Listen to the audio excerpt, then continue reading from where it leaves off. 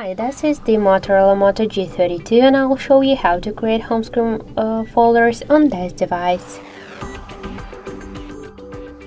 So we should first hold for a while the application and drag this up to another one, and by this way we just successfully created the new home screen folder. If you want to give a name to the folder or edit the name, just tap on this one and enter the apps, for example, tap to OK, and that's it. To move folder here on the screen or between the screens, we should just hold it and drag it. And to remove the application from the home folder to the home screen, you should hold and drag it to the home screen. But if you want to remove it from the folder from the home screen, you should hold it and drag it to remove icon by this way. And also, if you want, you could remove folder with the applications together. Just hold it and drag it to remove icon. So that's it. Thank you for watching, and if you find this video helpful, leave thumbs up and subscribe.